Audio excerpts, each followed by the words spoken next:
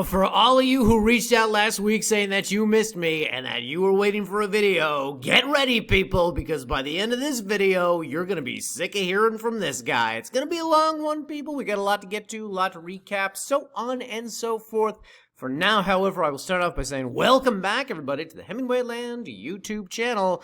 It has been 3 weeks, almost a month, basically, since the last video. When last I spoke, I said that it would only be 2 weeks, and then we had a problem last week, which I'll get to in a minute. Whatever the case, a lot of people reached out. I was shocked by the number of comments on various YouTube videos and emails we receive, both at support and at my personal email, from those of you who've dealt with me personally, cough, cough, Karina, saying, oh my God, where's Hemingway? What happened to Hemingway? What'd you do? Did you die? This is the longest 2 weeks I've ever seen. So on and so forth. Because in my life, in the history of my existence, nobody's ever really been all that upset from not hearing from me. So this was a pleasant surprise, guys. Very pleasant. In regards to last week's video, we were supposed to be back last week. We were working on the video last week. And then the video editor had a problem. He needed to go to a doctor. And it was either go to a hospital or do the weekly video, and I decided to be the cool boss and allow him to seek medical attention. So, one of the many perks of working here at Hemingway Land, guys. Whatever the case, finally back after nearly a month, guys. I don't know how your month was. Mine was the kind that makes me want to bite down on a revolver, or take a bath with a toaster, or whichever one of my favorite euphemisms I like to use for, oh my God, people are killing me. The stupidity is so rich. I'll spare you the stories, guys. I will, however, say, let me give you the highlights, guys. Let me give you the highlights. We've got a notary who has lost a $13,000 cashier's check we sent them. She said she got it. We know she got it. And now she claims, I never got it. Longer story. I'll get to it in a future video. Next, we've got a title company that won't close 9 lots we're attempting to buy in Colorado until the owner of the company returns from history's longest vacation. This one is literally going on 3 months. We got one person who decided to back out of a purchase, not by calling or emailing us, or calling or emailing the title company, or by doing anything remotely professional, but rather by writing a letter to the previous owners of the land. In addition, people, we have somebody who backed out of a purchase because I don't think this property is actually in New Mexico. I think it's in Arizona. You know, at a certain point, why don't you just say, I changed my mind, I don't want to buy the property, instead of making up the world's stupidest excuses. Whatever the case, all of that, however, brings me to an anecdote that I do actually want to take the time to share with you guys this week in a new segment currently titled, Hemingway Tells a Story. So, about 5 weeks ago, we started getting emails from someone, and about 2 weeks ago, they started calling. Each email, each phone call, with more and more questions about 2 properties. And the answers to all these questions can pretty much be learned by simply reading the listing page or by reading various parts of the website. Whatever the case, they kept calling. And they describe themselves each time as a serious buyer. Now, people, let me say this. Imagine you have some children and you are going to leave them with a babysitter, and the babysitter shows up to the house and says, hey bro, I am totally not drunk. I have not been drinking at all. Okay, now if you heard that, it would raise a bit of a red flag in your mind. Like, you know, I feel like, methinks thou doth protest too much. I feel like someone who are actually sober, you know, just lets their sobriety speak for itself. They don't have to announce that they're sober. They don't have to announce that they've been drinking. Someone, by saying this, is overcompensating for something. And that is what the expression, I am a serious buyer, sounds like to my ears at this point in the business. Now, of course, that comes from years of answering calls and emails here at the office, 6 years of answering calls and emails. Fortunately now, I have somebody who does that for me. She, however, very competent, but not as jaded to these proclamations on the phone. So when she hears, I am a serious buyer, she, texts me, she calls me, she's like, hey, I got, sounds legit. Okay, well, here's the thing, people. Those who announce themselves as serious buyers typically also say, and I've got cash. I have got so much cash. And spoiler alert, number one, they're not. Number two, they don't. Okay, I know this, but the person who's been responding to emails and phone calls for 5 weeks does not necessarily know that. And even if she did know that, that's what we're paying her for, so that's what she does. Whatever the case, the person went from, the serious buyer, quote unquote, went from asking questions about the property to proposing ways in which she could buy the property to demanding ways in which we allow her to buy the property. Now, people, let me say this. We have a website. We have a system in place. It's not a random system. It was not created arbitrarily. It was developed over years, refined and streamlined. Protocols were put in place, both for your benefit as the buyer as well as our benefit as the seller, so on and so forth. We do not need to invent new ways to do this. We have ways. You can do those ways. They're very reliable. Whatever case. So she started proposing new ways, demanding new ways to buy the property. I'm a serious buyer. I've got cash. This is how I want to buy this property. Okay, now here's the thing, guys. I will spare you the real estate jargon, the esoterica of the real estate transaction she was proposing, and I will put this in terms that everyone can understand, which is to say cupcakes. Cupcakes. We're going to pretend for a few minutes here in the video that Hemingway Land is a bakery and we sell cupcakes. She comes into our bakery, the door makes a little ding ding ding noise, and here we go. Hello, I am a very serious cupcake buyer, and I have a lot of money to buy cupcakes, and I would like to buy many, many cupcakes from your bakery. Oh, okay, well, that sounds good. Yes, now here's the thing. I'm very serious, but I need you to prove to me that your cupcakes are not poison. Okay, well, I feel like you would have, probably read about it somewhere if our cupcakes were poison. I feel like you probably would have heard about it on the news if we were poisoning all our customers. I feel like that would have come up at some point. All right, fair point. But here's the thing. I'm very serious about the cupcakes that I purchased, and I need you to prove to me that your cupcakes are not poison.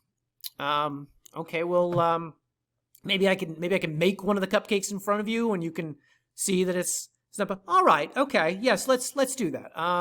All right, well, some egg and some flour and some whipped cream and some sprinkles, and there you go. Not poison. Okay, all right. Well, that cupcake certainly isn't poison, but how do I know the other many other cupcakes which I'm going to buy? Again, I'm a serious cupcake buyer. How do I know that those cupcakes are not poison? Okay. Well, I don't know. Do you have some way that we can prove it to you? Yes, I do. I would like you to send the cupcakes off to a lab in Phoenix, at your expense, of course, and have them tested for poisonous chemicals, materials, ingredients, so on and so forth. Okay. Well, we're probably not gonna do that. Is there perhaps some other way we could prove the cupcakes are not poison? Okay. Well, you could allow me to lick all of the cupcakes. You want to? Let me just see if I've got this. You want to lick all the cupcakes? I'd like to lick all the cupcakes. Okay, so yeah, we don't really run our cupcake business that way. That's not really what we do. I don't really know anybody who does. The bakery down the street does. Bakery down the street lets me lick all their cupcakes. The bakery 2 streets over allows me to take a bite out of each cupcake before I purchase it. And the bakery across town, they personally supervise all of the shipments of the cupcakes to the cupcake testing lab in Phoenix. Okay, well, respectfully, maybe you should buy from one of those bakeries. Sir, let me remind you, I'm a very serious cupcake. But yeah, no, I know you keep saying that. Yeah, but it's just not how we do business. Sir, I am outraged. Outraged. I will take my cupcake business somewhere else. And scene. You get the point, guys. And believe it or not, the scenario that I have just portrayed to you, however cuckoo bonkers it sounds to you, is roughly only about the 17th most insane thing that's occurred in the last few weeks here in the emails and phone calls that we get at the North American offices of Hemingway Land. And for those of you who listen to these videos who are small business owners yourself, I'm sure you can relate. I'm sure you've had a customer, similarly, who wanted to, I want to lick all the cupcakes first. And that is my enchanting story from the last 3 weeks. More to follow in the weeks to come, guys. Things to look forward to. But aren't you glad that I have returned to the internet? With all that said, guys, let's get to this week's special thanks. Special thanks to all our valued customers. Oh, here we go, guys. We got a long list of thanks. It's been a while. This one's going to take a minute. Here we go. Starting off in Colorado, more specifically, Huerfano County. Sold some land in Turkey. Ridge Ranch to Randy. Randy picked up that big $65,000 property that we had out there for longer than I care to admit. Special thanks to Randy. In Arizona, sold some land in Apache County to January. January picked up one of those Hacienda San Juan Estates properties, which also was on the website for longer than I care to admit. Special thanks to her. Moving on to New Mexico, sold some land in Luna County to Amani. Amani also, again, picked up a property which is on the website for an embarrassingly long period of time. Special thanks to her. In Torrance County, sold some land to Emily and Michael. Special thanks to them. In Valencia County, sold some land to Miguel, to Casey, to Amani. 2 properties were sold to Julius, and he who shall not be named, he who requested anonymity in the weekly video, bought 1 property from us. Special thanks to all of those people, named and unnamed. In addition, guys, sold a whole bunch of properties, a bunch of properties in Taos County to, here we go, guys, deep breath, Keely, Nicholas, Noah, Diana, David, Daniel, Josh and Johannes, Ezekiel, Luis bought 2, Charles bought 3, and returning customers Tracy, Richard, Josh, and Daniel all bought 1 property from us out there. In addition, guys, we've got properties tied up in escrow right now in Park, Socorro, and supposedly, apparently, I believe, Colfax counties. We will update you in the weeks ahead if those properties make it to the finish line. Whatever the case, to all those who bought land from us, again, a special thanks. And guys, this is normally the part of the video in which we transition into new properties debuting this week.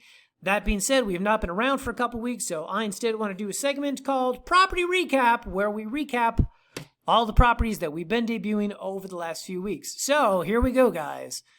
Property Recap. So in the last 2 weeks, we've had 2 really good properties. I would be remiss not to mention here. Both were in Torrance County. Both were about 30 minutes east of Albuquerque. And both were in that sweet spot just north of the I-40 corridor. Starting off, we have this new 1-acre property priced at $12,000. This one is part of the Sunset Acre subdivision located in Edgewood, just north of the highway, roughly right about here. This property has well-maintained roads, power, and underground utilities at the lot line, and is part of a developed residential subdivision which has its own water company, the imaginatively titled Sunset Acres Water Company. So, there are already water lines out here servicing the developed home sites in this region, and along Capitan Road, where the subject property is located, fire hydrants and water lines can be found.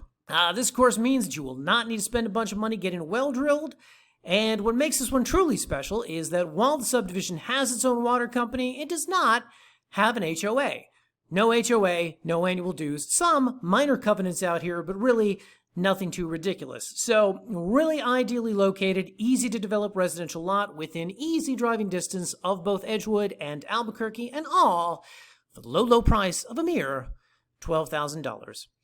Moving on, we also had another really good one debut recently. People, I swear to God, get your checkbooks ready, okay? Because this one, at the time that I'm recording this video, went live only a few days ago. I am surprised it is still on the website, but this one is really good. It's part of the Sweetwater Hills subdivision, which, when we go to the map, you will see is located just a little bit east of that last property. This one, however, is a massive 10-acre lot, a corner lot to be exact. And I say massive because if you look at the parcel map of this region, you will see that there are very few landowners out here with this much property. This is actually one that was a replat of 2 5-acre lots, hence the size. And as noted, guys, this is a corner lot located right here where Appaloosa meets Shire. Of course, Appaloosa is a paved road, and along this road, as well as really all throughout the subdivision, you've got power lines, underground telecom, as well as some of the water meters you see here.